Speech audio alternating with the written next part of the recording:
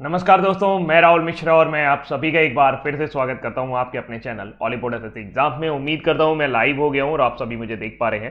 तारीख है 28 दिसंबर और आज के इंपॉर्टेंट करंट अफेयर्स लेकर मैं हाजिर हूं।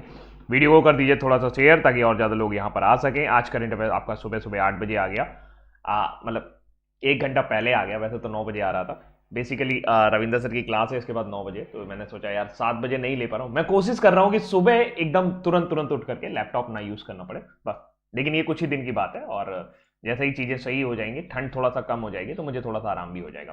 फिलहाल देख लेते हैं आज की हमारी हेडलाइंस क्या है। हेडलाइंस से पहले आप सभी से गुजारिश कि रीजनिंग बाय राहुल मिश्रा के नाम से जो टेलीग्राम ग्रुप है इसे आप जरूर ज्वाइन करें, ताकि मेरी किसी भी क्लास की इंफॉर्मेशन, पीडीएफ इंफॉर्मेशन, वो सारी आपको यहाँ पे मिलेगी। कुछ लोगों को शिकायत है कि सर यहाँ पे पीडीएफ नहीं मिल रही है। पीडीएफ आपको लिंक पर आप जाइए, ड्राइव के कई बार लिंक मैंने शेयर किए हैं। वो ड्राइव लिंक जो है वो आप अपने पास रख लो, कहीं पर सेव कर लो, कंप्यूटर में सेव कर लो, कहीं पर लैपटॉप में, फोन पे सेव कर लो। उसको बार बार जब आप क्लिक करोगे तो पीडीएफ वहीं पर अपलोड होती है। आपको कहीं और जाने की जरूरत नहीं है, किसी ग्रुप में जाने की जरूरत नहीं है। वो लिंक आज मैं फिर से शेयर कर दूंगा, आज आप उसको डाउनलोड कर लीजिएगा। ठीक है, चलिए आइए अब बात करते हैं आज की हमारी हेडलाइंस पर। आज की हमारी हेडलाइंस में सबसे पहले पीएम मोदी जी ने हमारा हिमाचल प्रदेश में 11,000 करोड़ रुपए से अधिक की जल विद्युत परियोजनाओं का उद्घाटन किया। PM Modi mega hydro power project in Mandi. Himachal Pradesh ने विजय हजारे ट्रॉफी जीत ली है। अनुकृति उपाध्याय की कित्सुंगी ने जीता इस बार का सुशीला देवी पुरस्कार 2021। साहित्य के लिए पुरस्कार दिया जाता है। मालदीव का इंडिया आउट मिशन के बारे में आज हम लोग चर्चा करेंगे कि इंडिया आउट मिशन क्या हो रहा है भाई मालदीव में। चीन ने अभी हाल ही में अपनी एक आर्टिफिशियल इंटेलिजेंस परियोजना का उद्घाटन किया और उसने एक अभियोजक यानी कि प्रोसिक्यूटर, आर्टिफिशियल इंटेलिजेंस पर आधारित एक प्रोसिक्यूटर को मार्केट में उतारा। रक्षा मंत्री ने लखनऊ में ब्रह्मोस मिसाइल की एक निर्माण इकाई का उद्घाटन किया। अब ब्रह्मोस लखनऊ में भी बनेगी। केंद्र द्वारा 30 जून 2022 तक सोया मील को एक इसेंशियल कमोडिटी घोषित किया गया है। भंडारण, बिक्री और सभी पर रहेगी सरकार की नजर। ट्रिंकोमोली ऑयल टैंक फॉर्म डील अब अपने अंतिम पड़ाव पर है और आज इसके बारे में थोड़ा सा चर्चा करेंगे कि कहां की ये डील है और क्यों ऐसे इसके ऊपर चर्चा चल रही है। मोहम्मद बिन सुलेम एफआईए अध्यक्ष चुने गए हैं। Federation of international automobile. पूर्व सेनाध्यक्ष जनरल निर्मल चंद्र विज ने अपनी नई पुस्तक the Kashmir conundrum the quest for peace in troubled land launch की। विरोध के बावजूद कर्नाटक ने आखिरकार विधानसभा में धर्मांतरण विरोधी विधेयक पारित कर ही दिया। Anti conversion bill passed in Karnataka assembly. Good morning everyone. Nagaland में अफस्पा की वापसी के लिए यानी कि वहां से अफस्पा हटाए जाने के लिए एक जांच दल का गठन किया जा रहा है। नोबेल शांति पुरस्कार विजेता आर्क बिशप डेसमंड टुटू का भी हाल ही में 90 वर्ष की आयु में निधन हो गया।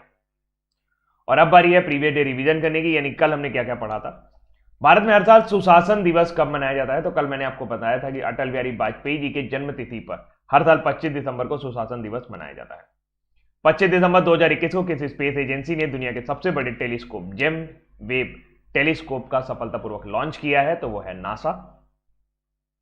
भारतीय मूल के किसको दक्षिण अफ्रीका की सर्वोच्च न्यायिक पीठ में नियुक्त किया गया है, तो वह है नरेंद्रन कोलापन को अभी हाल ही में दक्षिण अफ्रीका की सर्वोच्च न्यायिक पीठ में नियुक्त किया गया। घरेलू high speed expendable heat target अभ्यास का उड़ान परीक्षण अभी हाल ही में कहां से किया गया है, तो यह उड़ीसा के चांदीपुर से किया गया। केंद्रीय गृह मंत्री अमित शाह द्वारा कहां पर भारत दर्शन पार्क का उद्घाटन किया गया, नई दिल्ली में भारत दर्शन पार्क जो है उद्घाटित किया गया है। 25 दिसंबर को किस राज्य सरकार ने मुफ्त स्मार्टफोन योजना की शुरुआत की है, तो मुफ्त स्मार्टफोन योजना की शुरुआत जो है वो उत्तर प्रदेश ने की है। सुशासन सूचकांक 2021 के अनुसार किस राज्य ने शीर्ष स्थान हासिल किया है, गुड गवर्नेंस इंडेक्स में टॉप पर रहा है गुजरात। पंडित मदन मोहन मालवीय जी की 25 दिसंबर को कौन सी जयंती मनाई गई। उनका जन्म 25 दिसंबर 1861 को हुआ था, इसलिए उनकी 160वीं जयंती जो है वो इस साल मनाई गई है। सरकार ने प्रधानमंत्री गरीब कल्याण अन्न योजना को कब तक बढ़ा दिया है? मार्च 2022 तक 5 किलो चावल या 5 किलो गेहूं मिलता रहेगा। भारतीय सेना ने किस समकालीन मैसेजिंग एप्लीकेशन का शुभारंभ किया? यह है एसिग्मा। हाल ही में किस पूर्व केंद्रीय मंत्री का निधन हो गया? आरएल जलप्पा, इनका भी हाल ही में निधन हो गया है। और अब बारी है आज के करंट अफेयर्स में। आज के करंट अफेयर्स में काफी सारी इंपॉर्टेंट न्यूज हैं, बहुत इंपॉर्टेंट न्यूज है, मतलब लगभग आपने देख ही लिया हेडलाइंस में कि कम से कम 6 से 7 न्यूज आज ऐसी हैं जो आपके एग्जाम पॉइंट ऑफ व्यू से बहुत इंपॉर्टेंट है। सबसे पहली जानकारी तो यही बहुत इंपॉर्टेंट है कि पीएम मोदी ने हाल ही में 11,000 करोड़ रुपए से अधिक की जल विद्युत परियोजनाओं का उद्घाटन कहां पर किया? अब इन जल विद्युत परियोजनाओं का नाम आपको याद रखना होगा कि ये कहां पर हैं, और ये सारी की सारी जो परियोजनाओं का उद्घाटन किया गया है वो हिमाचल प्रदेश के मंडी में किया गया। और एक तरीके से हिमाचल प्रदेश में पीएम मोदी ने एक बहुत ही बड़ा मेगा हाइड्रो पावर प्रोजेक्ट है वो दिया है। पीएम मोदी ने 27 दिसंबर 2021 को हिमाचल प्रदेश में 11,000 करोड़ रुपए से अधिक की जल विद्युत परियोजना का उद्घाटन किया, जिसमें सबसे बड़ी परियोजना जो है वो है रेणुका जी बांध परियोजना। रेणुका जी बांध परियोजना जो है ये 40 मेगावाट की परियोजना की निर्माण लागत लगभग 7,000 करोड़ रुपए है। इसके अलावा पीएम मोदी ने Lohri stage 1 hydro power project की आधारशिला रखी। ये 210 मेगावाट की इस परियोजना की लागत जो है वो 1800 करोड़ रुपए है।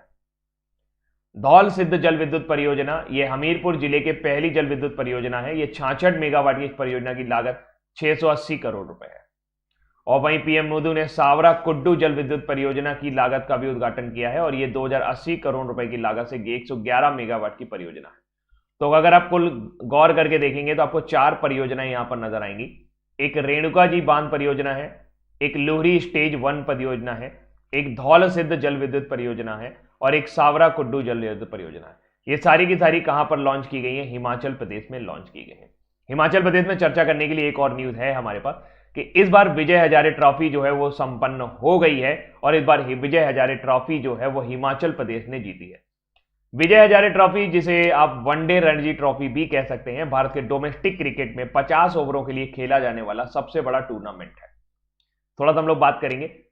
शुभम अरोड़ा के नाबाद 136 रनों की मदद से हिमाचल प्रदेश ने 26 दिसंबर को जयपुर में तमिलनाडु को हराकर अपनी पहली विजय हजारे ट्रॉफी जीती है। किसको हराया है? हिमाचल प्रदेश ने तमिलनाडु को हराया। हिमाचल प्रदेश ने वीजेडी पद्धति का उपयोग करते हुए तमिलनाडु को 11 रन से हराया, क्योंकि दिनेश कार्तिक की टीम तमिलनाडु के खिलाफ हिमाचल प्रदेश के कप्तान ऋषि धवन ने टॉस जीतकर पहले गेंदबाजी करने का फैसला किया था। खराब रोशनी के कारण शाम 5 बजे ही मैच स्थगित कर दिया गया और हिमाचल को वीजेडी पद्धति के तहत विजेता घोषित किया गया। विजय हजारे ट्रॉफी का पहला संस्करण, जिसे रणजी वनडे ट्रॉफी के रूप में भी जाना जाता है, 2002-2003 से शुरू हुआ था। तमिलनाडु अब तक इसकी सबसे सफल टीम रही है, जिसने 5 बार विजय हजारे ट्रॉफी जीती है। तो इस बार विजय हजारे ट्रॉफी किसने जीत लिया है? हिमाचल प्रदेश ने। किसको हराया है? उन्होंने तमिलनाडु को हराया है। हिमाचल प्रदेश के टीम के कप्तान कौन थे? ऋषि धवन। हिमाचल प्रदेश की टीम के कप्तान कौन थे? ऋषि धवन। तमिलनाडु के कप्तान कौन थे? तमिलनाडु के कप्तान थे दिनेश कार्तिक। तमिलनाडु के कप्तान कौन थे? दिनेश कार्तिक। तो विजय हजारे का पहला संस्करण कब हुआ था? 2002-2003 में। इसके अलावा क्रिकेट से जुड़ी हुई कुछ न्यूज और हम लोग देख सकते हैं, जो अभी हाल ही में कुछ चर्चा रही, मतलब इस साल का जो भी क्रिकेट का करंट अफेयर्स है वो ऑलमोस्ट हम यहाँ पे कवर करने की कोशिश करेंगे। इस साल सबसे बड़ा जो नामी गिरामी टूर्नामेंट रहा वो आईसीसी का टेस्ट चैंपियनशिप था, जो पहली बार इनॉग्रेट हुआ था, और इसको जीता था न्यूजीलैंड ने। इसको जीता था न्यूजीलैंड ने भारत को हराकर इसको जीता था, याद रखिएगा। ICC men's T20 world cup अभी हाल ही में आपका यूएई और ओमान में संपन्न हुआ। इसको किसने जीता है? इसको आपका ऑस्ट्रेलिया ने जीता है। किसको हराया? ऑस्ट्रेलिया ने इसमें न्यूजीलैंड को हरा दिया था। 14वां आईपीएल संस्करण खत्म हो चुका, ये भी आधा भारत में आधा यूएई में हुआ, और ये हमारा जीता था चेन्नई सुपर किंग ने। चेन्नई सुपर किंग ने केकेआर यानी कि कोलकाता नाइट राइडर को इसमें हराया था। इस बार आईसीसी का मोस्ट वैल्यूएबल प्लेयर निकल के आए Harshal Patel. Harshal Patel most valuable player के अवार्ड से नवाजे गए। आप बता सकते हैं हर्षल पटेल किस टीम से इस बार 2021 में खेल रहे थे? पर्पल कैप विनर की बात की जाए तो पर्पल कैप उसे दी जाती है जिसने सबसे ज्यादा विकेट हासिल किए हो, और ये हर्षल पटेल ही थे। हर्षल पटेल ने इस पूरे टूर्नामेंट के दौरान 32 विकेट हासिल करके पर्पल कैप हासिल की है। ठीक है, हर्षल पटेल ये किस टीम से है? Very good. हर्षल पटेल जो है ये आपके आरसीबी यानी कि रॉयल चैलेंजर बेंगलोर से खेलते हैं, ऑरेंज कैप विनर रहे आपके ऋतुराज गायकवाड़। सर्वाधिक रन बनाने वाले को आपका ऑरेंज कैप दिया जाता है। ऋतुराज गायकवाड़ जो है ये चेन्नई सुपर किंग्स से थे। ये कहां के थे? चेन्नई सुपर किंग्स के। अभी हाल ही में भारत के सबसे यंगेस्ट यानी कि सबसे कम उम्र में आईसीसी के एलीट पैनल अंपायर में ग्रुप में शामिल हुए थे, उनका नाम था नितिन मेनन। उनका नाम क्या याद रखिएगा? नितिन मेनन। आईसीसी के हॉल ऑफ फेम की अभी हाल ही में घोषणा की गई थी, जिसमें 3 खिलाड़ी और शामिल किए गए थे।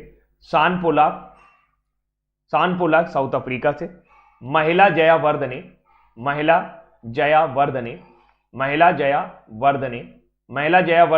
श्रीलंका से, और जेनेट ब्रिटेन महिला हैं, जेनेट ब्रिटेन इसमें शामिल की गई हैं अभी हाल ही में। आईसीसी ने अभी हाल ही में अपने मेंबर कंट्री को 101 पर पहुंचा दिया है। 3 नए मेंबर कंट्री ऐड किए हैं और वो है मंगोलिया, ताजिकिस्तान, ये एसोसिएट मेंबर है, परमानेंट मेंबर नहीं है, परमानेंट मेंबर अभी भी 12 ही है, ताजिकिस्तान और स्विट्जरलैंड। ये आईसीसी के नए मेंबर हो गए हैं।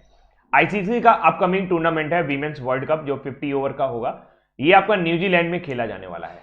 होस्ट कंट्री कौन होगा? न्यूजीलैंड। 2022 में ये खेला जाएगा। रणजी ट्रॉफी विनर इस बार कौन रहा? रणजी ट्रॉफी विनर इस बार आपका रहा सौराष्ट्र। कौन सा रहा? सौराष्ट्र। देखिए रणजी ट्रॉफी है, ये आपका दलीप ट्रॉफी है, ये आपका ईरानी कप है। ये सभी अनलिमिटेड ओवर मैच है। अनलिमिटेड ओवर मैच मतलब एज ए टेस्ट के फॉर्मेट में खेले जाते हैं। और आपका ये हो गया विजय हजारे ट्रॉफी हो गया, या फिर आपका ये हो गया विजय हजारे ट्रॉफी। और एक और कौन सा होता है? विजय हजारे ट्रॉफी याद रखिएगा, ये 50 ओवर का होता है। और इसके अलावा आपका सैयद मुश्ताक अली ट्रॉफी जो होता है ये 20 ओवर का होता है, ये 2020 फॉर्मेट में होता है। तो रणजी ट्रॉफी विनर जो रहा, मतलब अभी तो मैच हुआ नहीं, इस साल तो हुआ नहीं, लेकिन सौराष्ट्र रहा। सौराष्ट्र ने पिछले साल बंगाल को हराया था।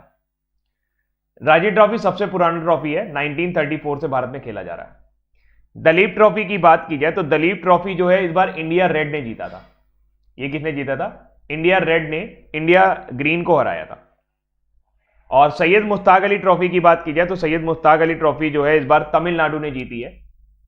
इस बार किसने जीती है? अभी कुछ दिन पहले ये न्यूज चर्चा में थी, तमिलनाडु ने जीती है। किसको हराया था? कर्नाटक को हरा करके ये ट्रॉफी जीती है। तमिलनाडु ने कर्नाटक को हराकर ये ट्रॉफी जीती है। ठीक है, याद रखिएगा। सौराष्ट्र की टीम को ही गुजरात की टीम बोलते हैं, बोल सकते हैं। कुछ क्लब का इसमें लोचा है, कहीं पे मैंने पढ़ा था कि कुछ क्लब का इसमें लोचा है कि कुछ क्लब ऐड कर देते हैं तो सौराष्ट्र की टीम हो जाती है, एक क्लब को हटा देते हैं तो वो गुजरात की टीम हो जाती है, ऐसा कुछ था। तो भाई ये पूरा आईसीसी कवर कराया गया। आईसीसी का जो मुख्यालय है वो आपका दुबई में है। 1909 में इसकी स्थापना हुई थी। ग्रेग बार्कले जो है वो वर्तमान समय में इसके हेड है। और अभी हाल ही में आईसीसी की क्रिकेट कमेटी बनाई गई थी, जिसके हेड कौन बनाए गए हैं? सौरभ गांगुली बनाए गए। एक और जानकारी और ले जाइए यहां से, इंपॉर्टेंट जानकारी है, मैं जूम कर रहा हूं। जानकारी यह है दोस्तों कि भाई अब आपका जो अगला मेंस 2024 में मेंस T20 वर्ल्ड कप होगा वो यूएसए में होगा। यूएसए और वेस्ट इंडीज उसे मिलकर के कराएंगे। फिर उसके बाद पाकिस्तान मेजबानी करेगा आपका चैंपियंस ट्रॉफी की 2025 में। 2026 में T20 वर्ल्ड कप जो होगा वो इंडिया और श्रीलंका में कराएंगे। फिर आपका men's one day international World Cup जो होगा वो साउथ अफ्रीका और जिम्बाब्वे और नामीबिया मिलकर कराएंगे। फिर आप 2028 में जाएंगे तो ऑस्ट्रेलिया और न्यूजीलैंड आपको T20 वर्ल्ड कप कराते हुए मिलेंगे। 2029 की चैंपियंस ट्रॉफी की मेजबानी भारत को मिली हुई है। और इसके अलावा 2030 में जाएंगे तो England Ireland T20 world cup कराते हुए मिलेंगे। और फिर यहां पर आपको इंडिया और बांग्लादेश वर्ल्ड कप कराते हुए मिलेंगे 50 ओवर का। तो ये याद रखना कि भाई कब कब कराने वाला है। थोड़ा सा मोटे तौर पर मैं आपको बता देता हूं एक बार फिर से। 2022 का जो T20 वर्ल्ड कप है वो आपका ऑस्ट्रेलिया में होगा, क्योंकि 2019 वाला हुआ नहीं था तो 2021 में हुआ। फिर 2024 का जो आपका T20 वर्ल्ड कप है, मैं T20 वर्ल्ड कप की बात कर रहा हूं, ये आपका यूएसए और वेस्ट इंडीज में होगा। ये आपका यूएसए और वेस्ट इंडीज में होगा। फिर 2026 का जो T20 वर्ल्ड कप है ये आपका इंडिया और श्रीलंका में होगा। ये आपका कहां पर होगा? इंडिया और श्रीलंका में। सब कुछ लिखा हुआ है, बहुत सारी जानकारी यहां पर है, इसको एकदम पकड़ के जाइएगा। ठीक है, कल का पता नहीं क्या होगा, है ना। अरे तो कम से कम पेपर में तो पूछा ही जा सकता है ना, पेपर तो देना ही ना। अब कल का क्या करना है तुम्हें पता करके। अब बात कर लेते हैं हिमाचल प्रदेश की। हिमाचल प्रदेश ने अभी हाल ही में 1100 नाम की एक सेवा संकल्प हेल्पलाइन शुरू की थी कोविड 19 लोगों के लिए। पौंग डैम पर अभी हाल ही में वाटर बर्ड सेंसस हुआ, यानी कि जलीय पक्षी जनगणना हुई। हींग कल्टीवेशन और दालचीनी कल्टीवेशन, यानी हींग की खेती और दालचीनी की खेती करने वाला पहला राज्य, संगठित राज्य 2020 में ई पंचायत पुरस्कार जीत लेता है। शहरी रोजगार गारंटी स्कीम के अंतर्गत 120 दिनों का रोजगार देता है। 100% एलपीजी कवरेज तो जाने कब से पूछा जा रहा है। और अटल टनल, इसकी लंबाई कितनी है? अटल टनल, जिसे रोहतांग पास भी कहा जाता था, कुल्लू से लाहौल स्पीति को जोड़ता है, बर्फ के सीजन में भी कनेक्ट। इसकी लंबाई कितनी है अटल टनल की?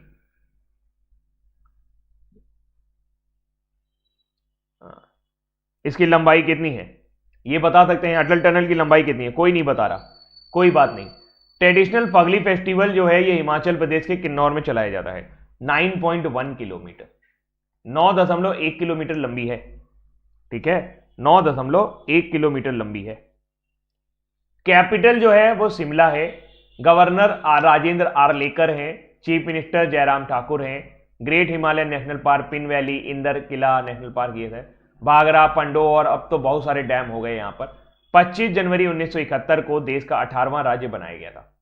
हिम तेंदुआ जो है वो राज्य का राजकीय पशु है। हिमालयन मोनल जो है वो बर्ड है। देवदार का ट्री जो है स्टेट ट्री है। कोटगढ़ को एप्पल बाउल ऑफ इंडिया कहा जाता है, हिमाचल प्रदेश में है। स्टेट फ्लावर पिंक रॉडोडेंड्रन है, जिसे बुरांस का फूल भी कहते हैं। स्टेट गेम वॉलीबॉल है। डांस फॉर्म डांगी, छनकछाम, जैनता, नाटी प्रमुख डांस फॉर्म है। लोकसभा में 4 सीटें हैं, राज्यसभा में 3 सीटें हैं। टोटल 12 डिस्ट्रिक्ट आपको हिमाचल प्रदेश में देखने को मिलेंगे। ठीक है, आगे बढ़ते हैं। हाल ही में किस देश में इंडिया आउट अभियान चलाया गया? ये मामला थोड़ा सा चर्चा वाला है। इसमें आपको बस ये ध्यान रखना होगा कि इंडिया आउट अभियान कहां चलाया जा रहा है। इंडिया आउट अभियान की बात मैं आपसे करूं तो इसकी नींव आज की नहीं है। सन 1988 में श्रीलंका में तख्ता पलट हो रहा था। तमिल ए इलम करके एक पार्टी थी। अब्दुल्ला लुत्फी इसने क्या किया कि अपने कुछ सैनिकों को जुटाया और मालदीव में सत्ता परिवर्तन की कोशिश करने लगे। मालदीव नहीं, श्रीलंका में सत्ता परिवर्तन की कोशिश करने लगे और ये लोग मालदीव में जाकर छुप गए। तो 1988 में हमारे तत्कालीन प्रधानमंत्री थे राजीव गांधी जी। उन्होंने कहा कि ऑपरेशन कैक्टस चलाओ। ऑपरेशन कैक्टस मतलब नागफनी की तरह चलाओ, मालदीव जाओ। भारतीय वायुसेना के विमान वहां पर गए और खूब मारा, पकड़ के निकाल के लेके आ गए। तो उसके बाद से ही वहां पर एक पर्टिकुलर ग्रुप है जो भारत के सैनिकों को वहां पे पसंद नहीं करता। उनको लगता है कि 1966 में मालदीव को आजादी मिली थी। किससे आजादी मिली थी? ब्रिटेन से। अब 1966 में ब्रिटेन से जब इन्हें आजादी मिली तो इन्हें यह लगता है कि यार अभी हमें तो आजाद हुए ज्यादा टाइम हुए नहीं, और भारत जिस तरीके से यहां पे इन्वेस्टमेंट कर रहा है ग्रेटर माले प्रोजेक्ट में 400 बिलियन यूएस डॉलर दे दिए, 400 मिलियन यूएस डॉलर दे दिए, 400 मिलियन यूएस डॉलर का यहां पर लगा दिया है। कई सारी योजनाएं वहां पर लगा रहा है और ये सारी चीजें इंडिया का वहां पे पकड़ मजबूत हुआ जब से इब्राहिम मोहम्मद सोलेह जो हैं वो मालदीव में राष्ट्रपति बन गए हैं।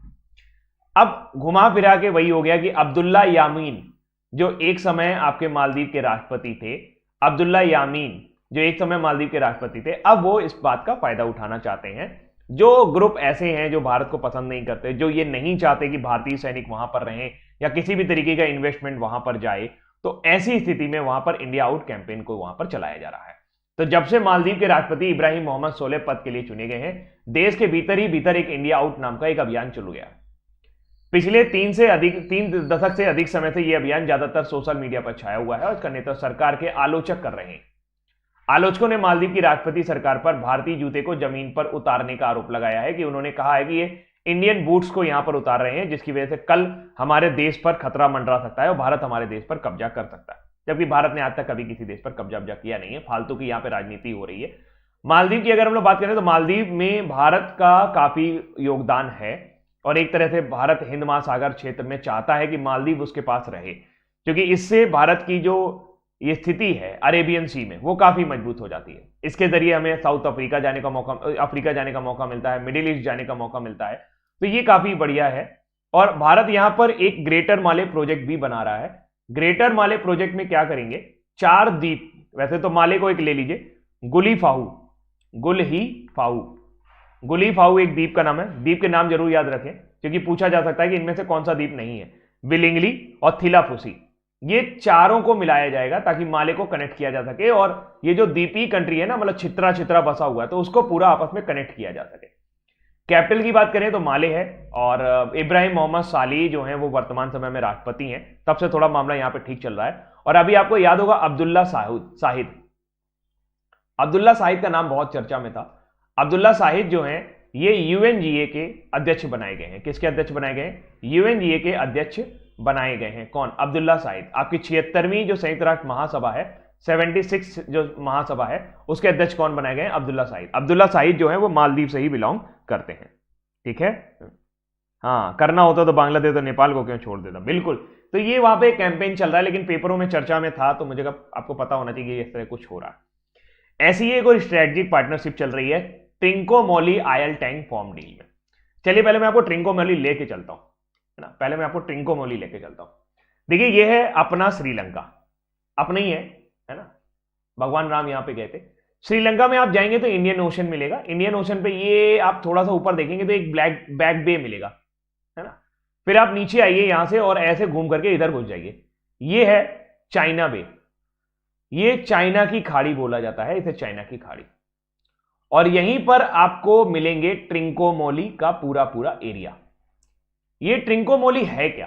देखो, ट्रिंकोमोली एक टाइम द्वितीय विश्व युद्ध के समय, ट्रिंकोमोली द्वितीय विश्व युद्ध के समय जब अंग्रेज विश्व युद्ध लड़ रहे थे, तो यहां पर उन्होंने खूब सारे भंडारण के लिए तेल टैंकर बनाए थे, खूब सारे बनाए थे। क्या बनाए थे? तेल टैंकर बनाए थे।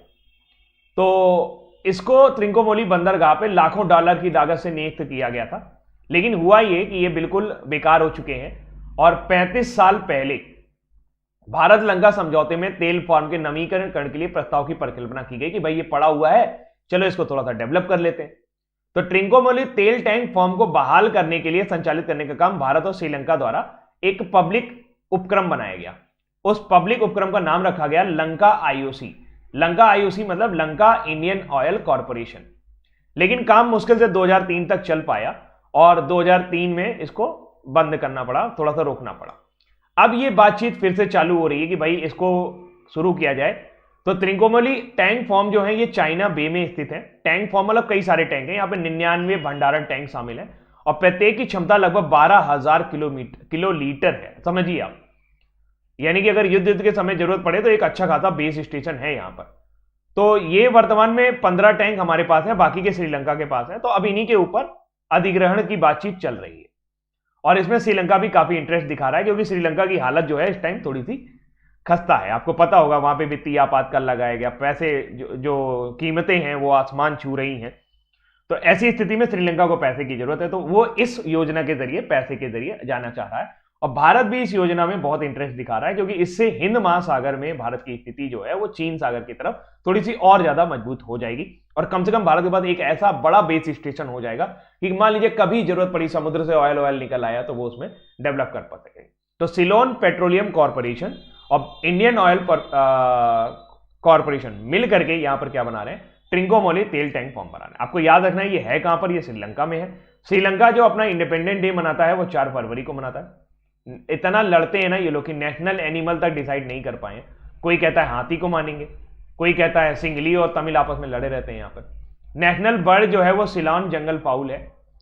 नेशनल फ्रूट जैक फ्रूट जिसे कटहल कहते हैं। नेशनल ट्री जो है वो आयरनवुड है।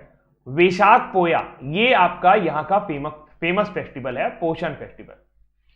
महिंद्रा राजपक्षे प्राइम मिनिस्टर हैं, गोटाबाया राजपक्षे राष्ट्रपति हैं। डेमोक्रेटिक सोशलिस्ट रिपब्लिक बोला जाता है नेम ऑफ पार्लियामेंट को, यानी कि पार्लियामेंट को। 225 सांसद हैं यहाँ पर।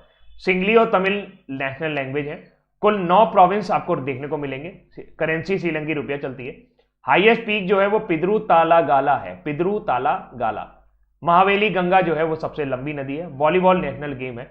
कोलंबो और श्री जयवर्धनपुरे कोट्टा दोनों ही यहां पर इसकी राजधानी है। ठीक है, दोनों ही इसकी क्या है? राजधानी है।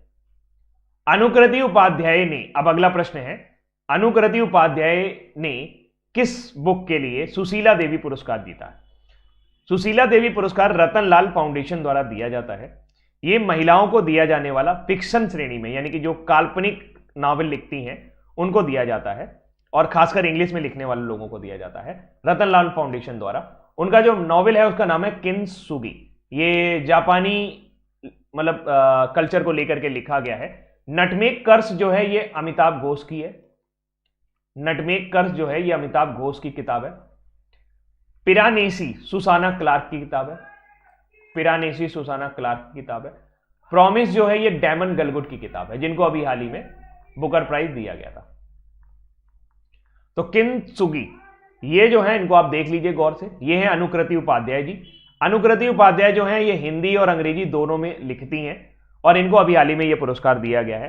तो हो सकता है कि इतना नया सुशीला देवी पुरस्कार ना पूछे, पुराना वाला पूछ ले। तो याद रखिएगा 2020 के लिए इनको ये दिया गया है, मतलब मिला 2021 में, लेकिन जो इनकी पब्लिक हुई थी 2020 में। तो एक तरह से देखा जाए 2020 के लिए जो पुरस्कार दिया गया था वो शुभांगी स्वरूप को दिया गया था। वो किसको दिया गया था? वो शुभांगी स्वरूप को दिया गया था। मैं किस पुरस्कार की बात कर रहा हूं? सुशीला देवी पुरस्कार के। कितने रुपए मिलते हैं इसमें? 2 लाख रुपए दिए जाते हैं। कौन देता है? रतनलाल फाउंडेशन द्वारा दिया जाता है। किस फाउंडेशन द्वारा दिया जाता है? रतनलाल फाउंडेशन द्वारा दिया जाता है। क्यों दिया जाता है? वीमेन इन fiction category, fiction novel women category में शुभांगी स्वरूप को ये जो पुरस्कार दिया गया था, ये आपका दिया गया था लैटिट्यूड ऑफ लॉन्गिंग्स के लिए। किसके लिए दिया गया था? लैटिट्यूड ऑफ लॉन्गिंग्स के लिए। अच्छा, 2019 का आपको याद है? ये भी पढ़ाया है करंट अफेयर्स में। 2019 का सुशीला देवी दिया गया था नमिता गोखले को। अब आपको याद आया होगा, जैसे आपने नमिता गोखले नाम सुना होगा, आपको याद आया होगा। तो नमिता गोखले को यह अवार्ड दिया गया था things to leave behind. Things to leave behind important पुरस्कार है, जरूर पूछा जा सकता है, बिल्कुल पूछा जा सकता है, इसको याद रखिएगा। ठीक है, हाँ जी। सुशीला देवी वरिष्ठ लेखिका थी। अनुकृति उपाध्याय ने अपने उपन्यास किंसुगी के लिए फिक्शन के सर्वश्रेष्ठ पुस्तक सुशीला देवी पुरस्कार जीता है। इसके पहले भी उनके 2 उपन्यास आए थे, दौरा और भौरी। ये बहुत ही अच्छे उपन्यास थे। जापानी सराय भी उनका एक उपन्यास है। तो अगर पुस्तक मान लीजिए पूछा जाए कि दौरा और भौरी किसका है, तो दौरा और भौरी किसके हैं? आपके अनुकृति उपाध्याय के। ये हिंदी और अंग्रेजी दोनों की लेखिका है। अब बात कर लेते हैं भाई इस बार के 2021 के जो प्रमुख लिटरेचर अवार्ड रहे। अब लिटरेचर अवार्ड की बात करेंगे और बुकर प्राइज की बात नहीं करेंगे तो गड़बड़ है। देखिए, लिटरेचर अवार्ड में जो अभी हाल ही में बुकर प्राइज दिया गया, वो दिया गया डैमन गलगुड को। डैमन गलगुड को यह पुरस्कार किस लिए दिया गया? उनके उपन्यास द प्रॉमिस के लिए। उनके उपन्यास द प्रॉमिस के लिए। अब जो जो आपको याद है वो बताते जाना। Tata literature time live award, ये किसको दिया गया? अनीता देसाई को। अनीता देसाई जी को लिटरेचर के अवार्ड है। नोबल इन लिटरेचर, इस बार साहित्य का नोबल किसको दिया गया? अब्दुल रज्जाक गुरनाह को। साहित्य का नोबल किसको दिया गया है? अब्दुल रज्जाक गुरनाह को। अच्छा, ये बताओ ये आते किस देश से हैं अब्दुल रज्जाक गुरनाह? कोई बताए ये किस देश से बिलोंग करते हैं? PEN Pinter award Tsitsi दगबरमुंगा।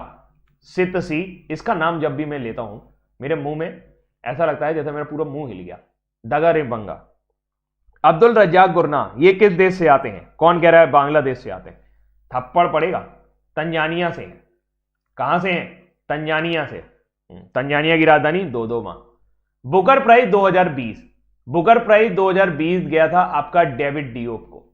David Diop को।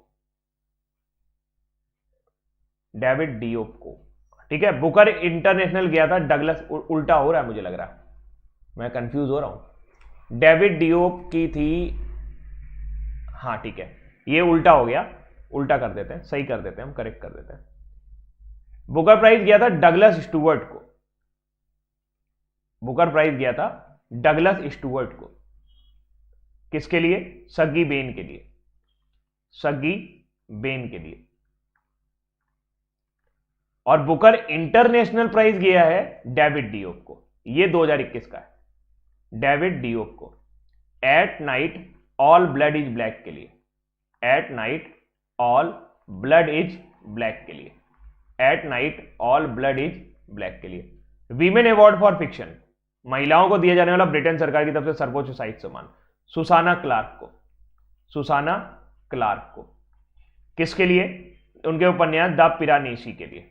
किसके लिए? उनके उपन्यास द पिरानेसी के लिए, ठीक है। साहित्य अकेडमी हिंदी अनामिका जी को। अनामिका जी को। अनामिका जी को टोकरी में दिगंत के लिए, टोकरी में दिगंत के लिए। साहित्य अकेडमी इंग्लिश, अरुंधति भट्टाचार्य, अरुंधति भट्टाचार्य ने अरुंधति सुब्रमण्यम, अरुंधति सुब्रमण्यम, अरुंधति सुब्रमण्यम। किसके लिए? व्हेन गॉड इज ट्रैवलर के लिए, व्हेन गॉड इज ट्रैवलर के लिए, अंग्रेजी का साहित्य अकादमी। व्यास सम्मान, व्यास सम्मान शरद पगारे, पाटिल पुत्र की सम्राज्ञी के लिए, पाटिल पुत्र की सम्राज्ञी के लिए। सरस्वती सम्मान शरण कुमार लिम्बाले, शरण कुमार लिम्बाले। किसके लिए? मराठी में लिखते हैं सनातन के लिए गया, सनातन के लिए। ज्ञानपीठ अवार्ड 56 नीलमणि फूकन, 56 नीलमणि फूकन असमिया के लेखक हैं। 57 दामोदर मौजे, 57 दामोदर मौजे कहां के लेखक है? कोंकणी भाषा के लेखक है। शेयर कर देना वीडियो को। एजुथाचान पुरस्कार केरल सरकार द्वारा दिया जाने वाला साहित्य का सबसे बड़ा सम्मान। P Valsala. JCB literature prize M Mukundan, M Mukundan पूरा खत्म हो गया लिटरेचर अवार्ड, एम मुकुंदन पूरा खत्म। ए दिल्ली, दिल्ली ए सोलीलॉकी के लिए, दिल्ली ए सोलीलॉकी के लिए। ठीक है, दोबारा से पढ़ना है एक बार, जल्दी से रिवाइज कर लो। Booker 2021 Damon Galgut the promise के लिए। Tata literature lifetime award Anita Desai. Nobel in literature Abdulrazak Gurnah Tanzania से। पेन पिंटर अवार्ड जिम्बाब्वे की सिस्सी दगर एम्बंगा। इनको अभी हाल ही में peace award for German book trade भी दिया गया है, peace award for German book trade भी दिया गया है। Of German book trade, for नहीं, ऑफ जर्मन बुक ट्रेड। एक तो ऐसे ऐसे नाम है कि भूल ही जाए आदमी। Booker prize 2020 Douglas Stuart Shuggie Bain के लिए। Booker international David Diop at night all blood is black के लिए। Women award for picture Susanna Clarke the Piranesi के लिए। साहित्य अकेडमी अनामिका टोकरी में दिगंत के लिए। साहित्य अकेडमी अंग्रेजी Arundhathi Subramaniam when God is traveller.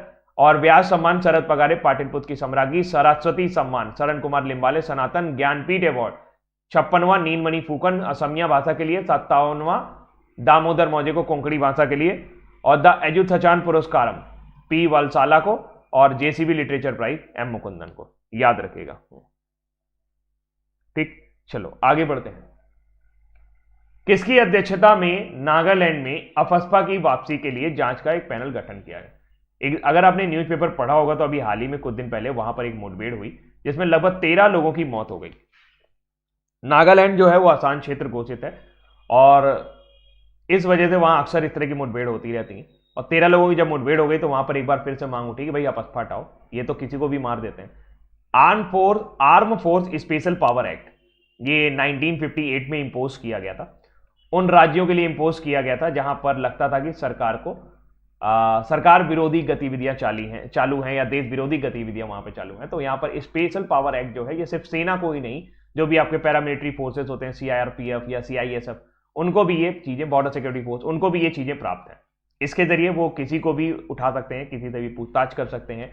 Even अगर इसके जरिए वो किसी को मार भी देते हैं तो उसके ऊपर कार्रवाई नहीं होती है। तो फिलहाल विवेक जोशी, तस्वीर आप गौर से देखिए, इनको पहचानिए। ये आपके जो हैं ये आपके जनगणना आयुक्त हैं। ये आपके कौन है? जनगणना आयुक्त हैं। तो डायरेक्ट ये क्वेश्चन भी बन सकता है कि जनगणना आयुक्त कौन है? विवेक जोशी। इसके अलावा registrar general of India, registrar general of India, registrar general of India कौन है? विवेक जोशी हैं। तो अब सेंटर ये जब 13 लोगों की मौत वहां पर हो गई और गड़बड़ हो गया मामला, थोड़ा मामला गर्मा गया, तो नेफ्यू रियो और जो मिलकर के जो वहां के सीएम वगैरह थे उन्होंने कहा कि भाई ऐसा करो कि मामला ठीक नहीं है। असम के जो सीएम है हेमंत बिस्वा शर्मा, वो भी सामने आए कि भाई ये ठीक नहीं है, एक बार एक कमेटी गठित करते हैं। तो विवेक जोशी जी की अध्यक्षता में एक कमेटी गठित की जा रही है जिसमें 5 सदस्यीय पैनल होंगे। अब विवेक जोशी कौन है मैंने आपको बता दिया। विवेक जोशी जो है वो आपके रजिस्ट्रार जनरल ऑफ इंडिया हैं और जनसंख्या आयुक्त हैं, यानी कि सेंसस कमिश्नर हैं। तो इनकी अध्यक्षता में एक कमेटी गठित की जा रही है जिससे क्या होगा कि ये देखा जाएगा कि अब वहां पर अफस्पा को हटा देना चाहिए या अभी और लगा रहने देना चाहिए ताकि इस तरह की कोई गतिविधि ना हो पाए। तो फिलहाल असम अफस्पा वर्तमान समय में आसाम, जम्मू कश्मीर, नागालैंड और इम्फाल म्यूनिसिपल इलाकों को छोड़कर पूरे मणिपुर में लागू है। वहीं अरुणाचल प्रदेश के तिरप, चांगलांग और लांगडांग जिले के असम से लगी सीमा पर भी यह कानून लागू है। इसके अलावा मेघालय में भी असम से लगती सीमा पर यह कानून लागू है। अफस्पा कानून अभी भी बहुत ताकतवर है और उसको हटाने को लेकर के, भाई नागालैंड से इसको हटाया जाए कि ना हटाया जाए, इसके लिए वहां पर बातचीत चल रही है। नागालैंड की अगर बात करें तो अभी हाल ही में आपने सुना होगा चुमू केदिमा, न्यूलैंड, और एक था आपका सिमनिया।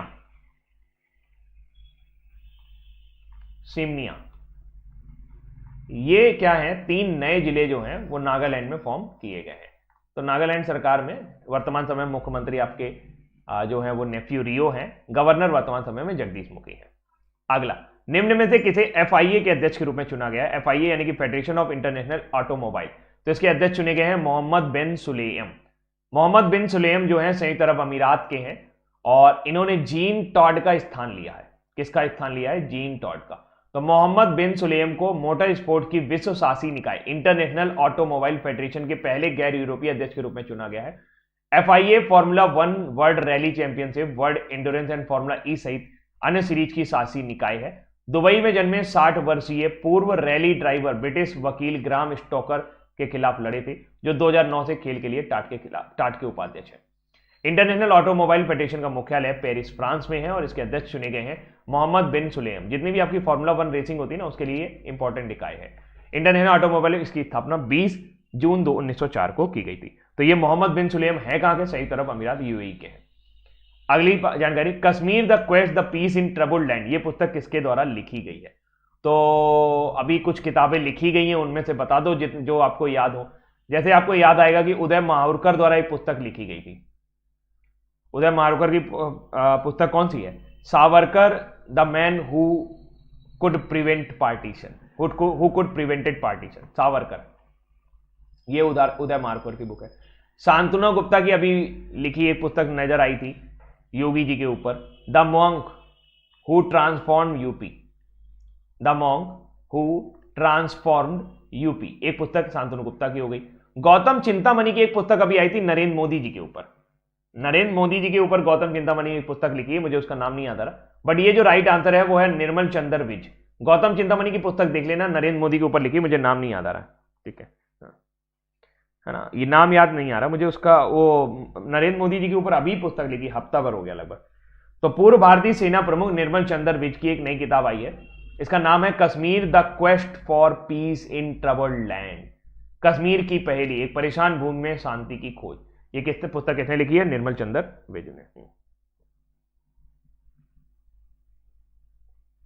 विरोध के बावजूद किस राज्य ने विधानसभा में धर्मांतरण विरोधी विधेयक पारित कर दिया है? कर्नाटक और केरला में अक्सर देखा जाता है कि काफी ज्यादा जो है वो धर्म परिवर्तन होता है और खासकर मोस्टली वहां पे क्रिश्चियनिटी जो है वो ज्यादा परिवर्तित होता है, तो मतलब क्रिश्चियन में ज्यादा परिवर्तन होता है। तो उसको लेकर के वहां पर एक विरोधी बिल लाया गया और इस विरोधी बिल की खास बातें ये हैं कि कर्नाटक विधानसभा ने धर्म की स्वतंत्रता के अधिकार के संरक्षण विधेयक 2021 को पारित कर दिया है और इसे 2016 में शुरू किया गया था सिद्धारमैया जी की सरकार में। तो इसमें यह क्या करेगा कि अगर मान लीजिए कोई धोखे से, बल या अनुचित प्रभाव या जबरदस्ती, प्रलोभन या किसी अन्य धोखाधड़ी के माध्यम से एक धर्म से दूसरे धर्म में अवैध रूपांतरण नहीं हो पाएगा। अगर ऐसा पाया जाता है तो बिल में 3 से 5 साल की सजा और 25,000 रुपए जुर्माने का प्रावधान है। ऐसी स्थिति में जब नाबालिग है, महिला है या अनुसूचित जाति या अनुसूचित जनजाति में से किसी में ऐसा पाया जाता है तो कम से कम 50,000 रुपए का जुर्माना होगा और 3 से 10 साल की कैद होगी। इसके अलावा जिनका धर्म परिवर्तन हो गया है और वो वापस अपने धर्म में आना चाहते हैं तो उनके लिए मुआवजे का भी प्रावधान किया गया है। 3 से 10 मुआवजा कितना था? हाँ, 1 लाख रुपए तक का जुर्माना है और 5 लाख रुपए तक का मुआवजा मिलता है उनको। 3 से 10 साल की जेल होगी और 1 लाख रुपए तक का जुर्माना प्रावधान हो सकता है। विधेयक में कहा गया है कि अगर कोई व्यक्ति अपना धर्म परिवर्तन कराता है तो उसे कम से कम 30 दिन पहले एक निर्धारित प्रारूप में जिला मजिस्ट्रेट को एक घोषणा देनी होगी, तभी वो अपना धर्म परिवर्तन कर सकता है। तो इसको कंट्री में काफी मिला जुला रिस्पॉन्स मिल रहा है। कुछ लोग कह रहे हैं कि धर्म की रक्षा के लिए आवश्यक है, कुछ लोग कह रहे हैं कि ये धार्मिक स्वतंत्रता, भाई मैं किसी भी धर्म को मानना चाहता हूं, मैं किसी भी, ये तो मुझे फंडामेंटल राइट्स है। तो ये एक बहस का विषय रहेगा और कर्नाटक सरकार ने इसको लागू किया है शायद वहां का कुछ लोग चाह रहे होंगे कि इस तरह का रूल आए वहां पर। वैसे मांग काफी समय से चल रही है, क्योंकि कर्नाटक में धर्मांतरण को लेकर के बहुत विरोध होता है, कट्टरपंथी वहां पे बहुत होती है, देखा जाता है कई सारी घटनाएं वहां पे घट जाती, मारकाट वगैरह तक हो जाती, हिंसा वगैरह तक हो जाती। तो उसको रोकने के लिए देखते हैं कि कर्नाटक सरकार अब क्या कर पाती है। कर्नाटक की बात की जाए तो कर्नाटक ने अभी हाल ही में फ्लावर प्रोसेसिंग सेंटर शुरू किया। स्टेट एनर्जी इफिशियंसी इंडेक्स में कर्नाटक ने क्या किया, टॉप कर दिया। इंडिया इनोवेशन इंडेक्स 2020 में भी कर्नाटक टॉप पे था। कर्नाटक में 1600 टन का अभी हाल ही में लिथियम रिजर्व पाए जाने की संभावना है। कृषि संजीवनी वैन जो है ये कर्नाटक की है। 107वीं विज्ञान कांग्रेस आपकी कर्नाटक में हुई थी, 108वीं आपकी पुणे में प्रस्तावित है। कर्नाटक जो है ये पहला स्टेट था जिसने नेशनल एजुकेशन पॉलिसी यानी कि जो नई शिक्षा नीति है उसको लाया था। Merck young scientist award doctor Saket Singh Sen को दिया गया था। अगर हम बात करें यहां पर तो कर्नाटक जो है ये वर्ल्ड क्लास एक फैसिलिटी ट्रेनिंग सेंटर बना रहा है कर्नाटक के चेल्लाकरे में, इसरो बना रहा है जो कर्नाटक में बनाया जाएगा। कर्नाटक की कैपिटल सिटी बेंगलुरु है, चीफ मिनिस्टर बसवराज बोम्मई है, गवर्नर टीसी गहलोत है, Thawarchand Gehlot. State animal Indian elephant है, इंडियन रोलर स्टेट बर्ड है, इंडियन सैंडलवुड स्टेट ट्री है। डॉलो कुनिता, सन्नाटाज, परिजाता, डोडाटाज, यक्षगाना प्रमुख डांस फॉर्म है। स्टेट फ्लावर की बात करें तो नमीफिया लेमनबो जिसे लोटस कहा जाता है वो स्टेट फ्लावर। स्टेटहुड डे 1 नवंबर 1956 है।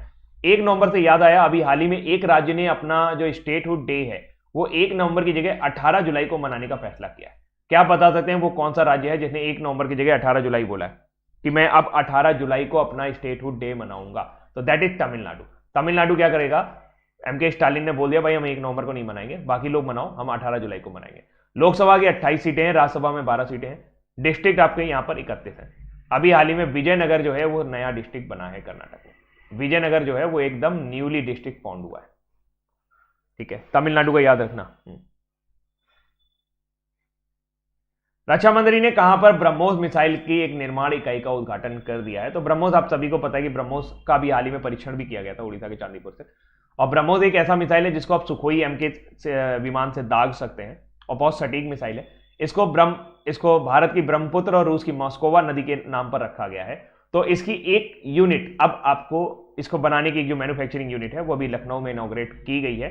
और ये बकायदा पेपर की कल न्यूज थी कि BrahMos a deterrent, India not an aggressor, says Rajnath. Hails Yogi with UP सरकार, बहुत असरदार स्लोगन यहां पर लगाया गया है। ये ब्रह्मोस के बारे में स्पेसिफिकेशन है, ये आप सुखोई 30 MKI विमान में लगा सकते हैं। एक मिसाइल एक प्लेन में एक ही मिसाइल लग पाएगी, दिक्कत बस थोड़ी सी ये है। बाकी काफी बड़ी वजनी मिसाइल है और काफी बड़ा वारलोड जो वार हेड है यानी कि जो सबसे बड़ा युद्धक सामग्री जो है वो काफी ज्यादा ले जा सकती है। केंद्र द्वारा 30 जून 2022 तक किसको एक आवश्यक वस्तु घोषित कर दिया गया है? तो लगातार सोया के जो दाम थे वो काफी बढ़ रहे थे और ऐसी स्थिति में केंद्र ने इसको एक आवश्यक वस्तु घोषित कर दिया है, यानी इसेंशियल कमोडिटी घोषित कर दिया। इसेंशियल कमोडिटी घोषित करने से ये होगा कि लोग इसका मनचाहा भंडारण नहीं कर पाएंगे और मनचाहे रेट पर इसे नहीं बेच पाएंगे। तो घरेलू सोया मील की कीमतों को कम करने के लिए 30 जून 2022 तक इसको इसेंशियल कमोडिटी घोषित किया गया है। ऐसे में कोई भी व्यक्ति 90 दिनों से अधिक इसका भंडारण नहीं कर सकता, चाहे वो प्रोसेसर हो, चाहे वो मिल हो, चाहे वो प्लांट मालिक हो।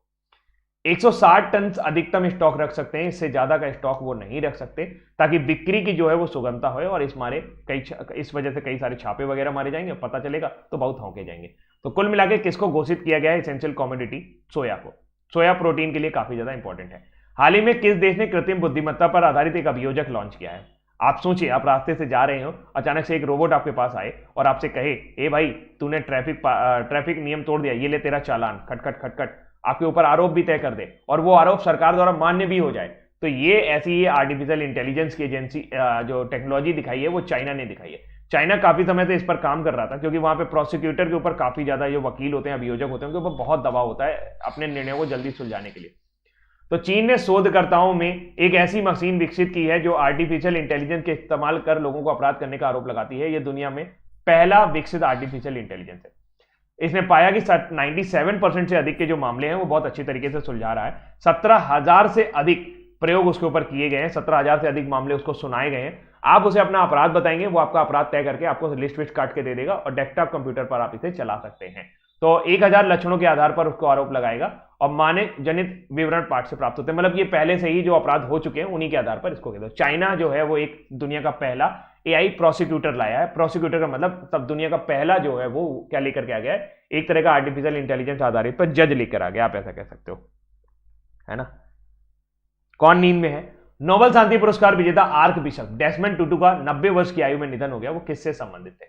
डेस्मंड टुटू को 1997 में प्रोस्टेट कैंसर डिटेक्ट हुआ था और 1997 से वो लगातार इस तरह की बीमारियों से जूझ रहे थे, लेकिन हाल फिलहाल साउथ अफ्रीका से बिलोंग करने वाले डेस्मंड टुटू का निधन हो गया। विश्व के सर्वाधिक बिशप जानते हैं, जो पादरी, और पहले विश्व के पहले अश्वेत पादरी के रूप में इनको जाना जाता है। और बिशप और आर्क बिशप, पहले बिशप होते हैं फिर उसके ऊपर आर्क बिशप होते हैं, तो बिशप और आर्क बिशप दोनों ही रहे ये, और इन्हें दुनिया के सबसे पहले अश्वेत पादरी के रूप में जाना जाता है। और ये अभी नहीं रहे हमारे भी, ये दक्षिण अफ्रीका के रहने वाले थे। 1997 में उन्हें प्रोस्टेट कैंसर का पता चला था, फिर उनकी सर्जरी वगैरह कराई गई थी, तो पता चला कि भाई अब वो धीरे धीरे डाउन हो रहे थे। तो नोबेल शांति पुरस्कार विजेता, अब ये प्रश्न बन सकता है कि डेस्मंड टुटू को नोबेल शांति पुरस्कार कब मिला था? 1984 में उनको नोबेल शांति पुरस्कार दिया गया था, क्योंकि उन्होंने जो कम्युनिटीज हैं, श्वेत और अश्वेत कम्युनिटीज आपस में लड़ती रहती, उनको आपस में संभालने का काम किया था। ठीक है, अश्वेत आंदोलन के जनक भी आप इन्हें कह सकते हैं। दक्षिण अफ्रीका के नस्ली भेदभाव के विरोध के लिए उन्होंने नोबेल शांति पुरस्कार जीता था। बाद में वो दक्षिण अफ्रीका के पहले ब्लैक एंग्लिकन आर्क बिशप भी थे। ठीक है, तो फिलहाल आज के लिए इतना ही रखते हैं। आज वन लाइनर नहीं बन पाए हैं, और उसकी बड़ी वजह ये रही कि आज पूरा करंट अफेयर्स मैंने ही खुद ही टाइप किया, सारी चीज़ें मैंने खुद ही की। जो काम करता है रोहित, उसकी तबीयत ठीक नहीं थी आज, तो आज काम चला लीजिए। बाकी कल से करंट अफेयर्स आपका कोशिश करूंगा कि 8 बजे ही रहे अभी कुछ दिन, जब तक ठंड है थोड़ी सी। ठीक, और कुछ मैं कहने जा रहा था, मैं भूल रहा हूँ। ठीक है, चलो फिलहाल आज के लिए इतना ही रखते हैं। Thank you so much, bye bye, take care, ध्यान रखिएगा।